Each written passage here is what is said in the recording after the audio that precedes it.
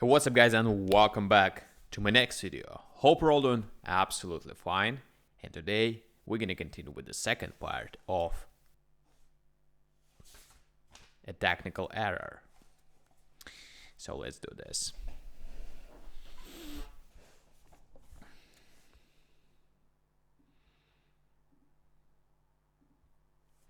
Sam took out and opened a bone-handled pocket knife and scraped a dried piece of mud from his left boot. I thought at first he was going to swear a vendetta on the blade of it or recite the Aesop's curse.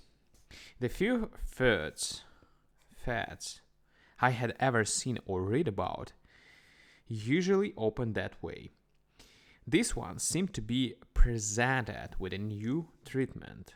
Thus offered on the stage, it would have been hissed off, and one of Velasquez's thrilling melodrams demanded instead.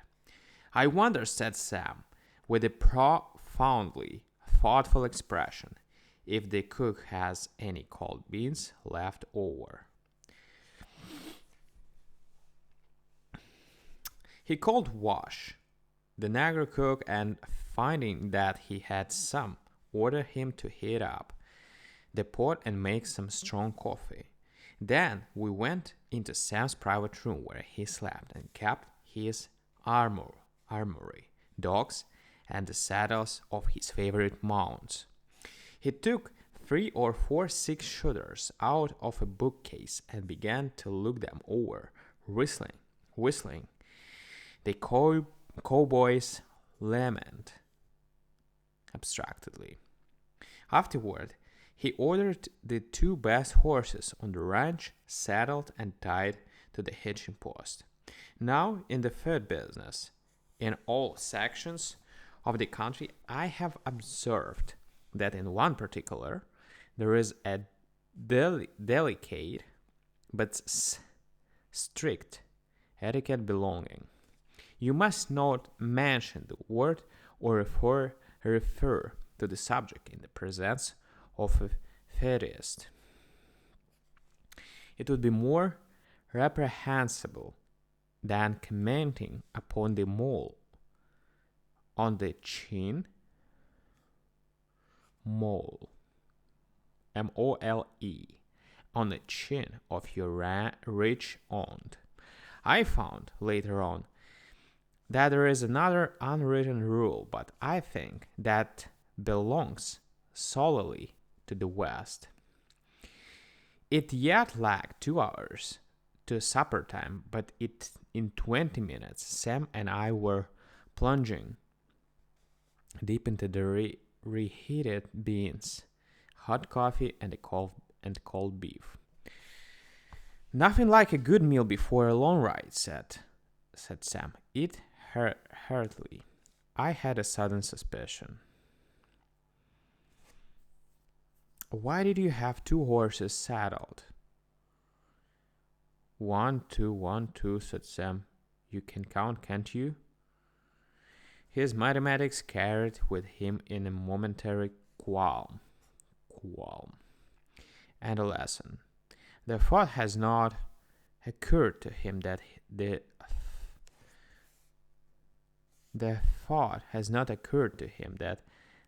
thought could possibly occur to me not to ride at least at his side on the red road to revenge the injustice. It was the higher calculus I was booked for the trail. I began to eat more beans. In an hour we set forth at a steady gallop eastward.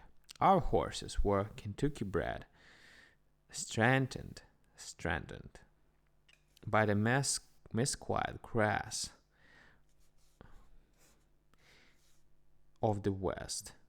Ben Tantum's steeds may have been swifter, and he had a good lead.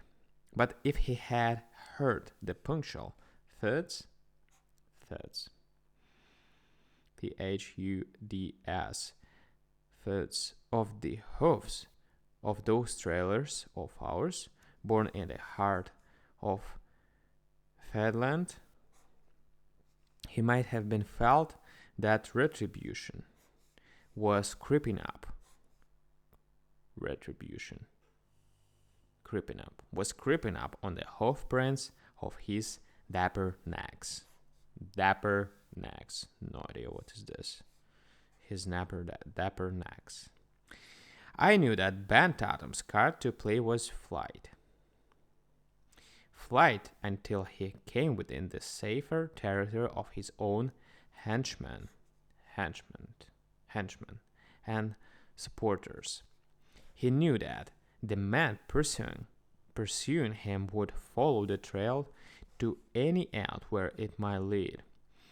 During the ride, Sam talked of the prospect for rain, of the price of beef, and of the musical glasses. You would have thought he had never had a brother or a sweetheart or an enemy on earth. There are some subjects too big even for the words in the unabridged.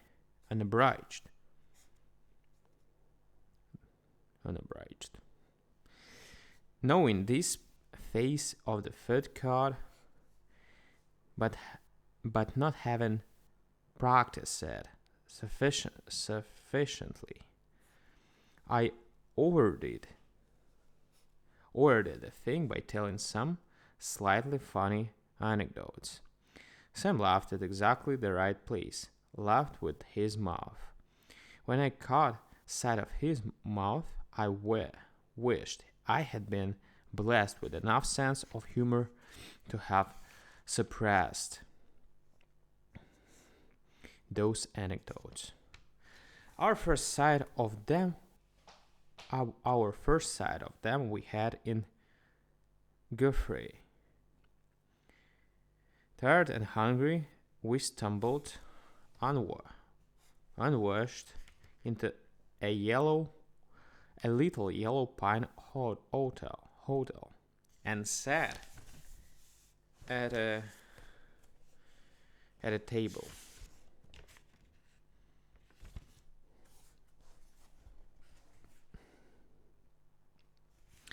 In the opposite corner we saw the fugitives. They were bent upon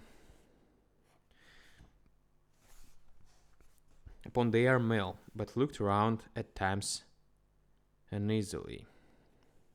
The girl was dressed in brown, one of those smooth, half-shiny, silky-looking affairs with lace collar and cuffs, and what I believe they call an accordion-plaited skirt. She wore a thick brown veil down to her nose, and a broad brimming straw hat with some kind of feathers adorning it. The man wore plain, dark clothes, and his hair was trimmed very short. He was such a man as you might see anywhere. There they were, the murderer and the woman he had stolen. There we were, the rightful avenger according to the code, and the supernumerary who writes these words, who one time at least, in the heart of the supernumerary, there arose the killing instinct, who one moment he joined the force of competence orally. "What are you waiting for, Sam?" I said in a whisper. "Let him have it now." Sam gave a melancholy sigh. "I don't understand, but he does," he said. He knows, Miss. He knows, Mr. Tenderford. There's a rule out here among white men in the nation that you can't shoot at a man when he's with a woman. I never knew it to be broke yet. You can't do it. You've got to get him a gang. You get to get him in a gang of men or by himself. That's why. He knows it too. We all know. So that's Mr. Ben Tatum. One of the pretty men. I'll cut him out of the herd before they leave the hotel and regulate his account. After supper, the flying pair disappeared quickly. Although Sam howled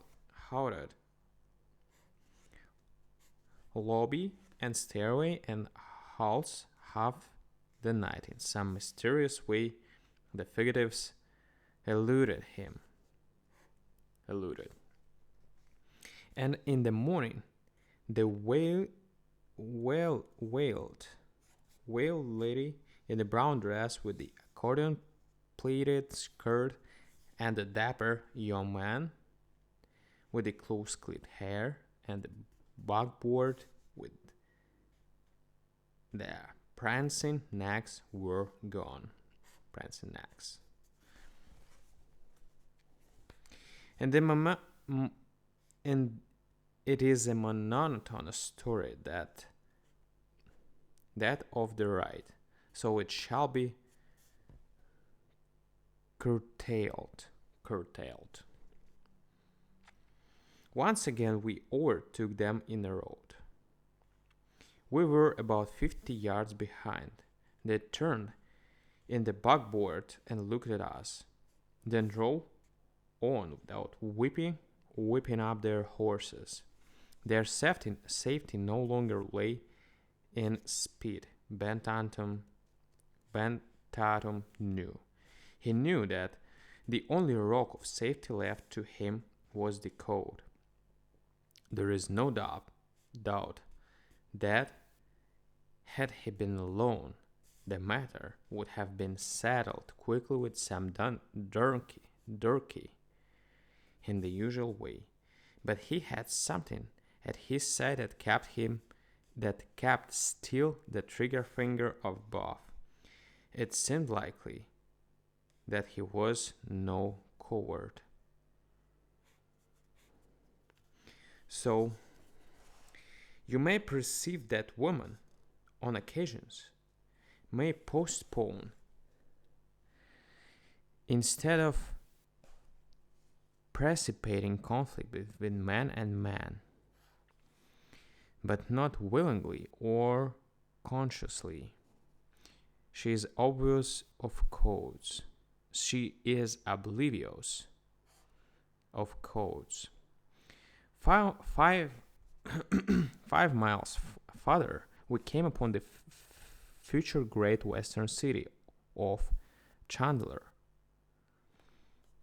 The horses of pursuers and pursued were starved and weary. There was one hotel that offered danger to man and entertainment to beast. So the 4 of us met again in the dining room at the ringing of a bell so resonant and large that it had cracked the welkin long ago. The dining room was not as large as the one at Guvray. Just as we were eating apple pie, how Ben Davis says, and tragedy impinged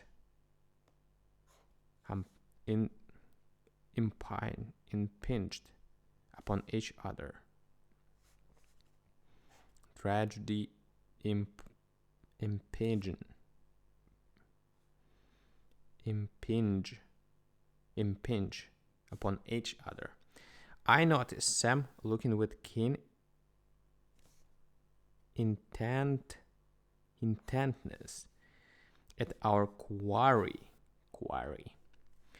where they were seated at a table across the room. The girl still wore the brown dress with lace collar and cuffs, and the veil drawn down to her nose. The man bent over his plate with his close cropped head held low. "There's a code," I heard Sam say, either to me or to himself, "that won't let you shoot a man in the company of a woman. But, by thunder, there ain't one to keep you from killing a woman in the company of a man." And quicker than my mind could follow his argument, he whipped a Colt's automatic from under his left arm and pumped 6 bullets into the body that the brown dress covered. The brown dress with the lace collar and cuffs and the accordion-plaited skirt. The youngest person in the dark sack suit from whose head and from whose life a woman's glory had been clipped, laid her head on her arms stretched upon the table, while people came running to raise Ben Tatum from the floor in his feminine masquerade that had given Sam the opportunity to set aside, technically, the obligations of the code. Alright, guys.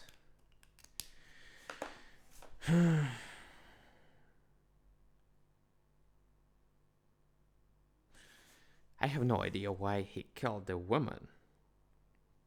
Probably she's more badass than that guy. So, thank you for joining me today and see you tomorrow on the next story. Alright, thank you for joining. Bye.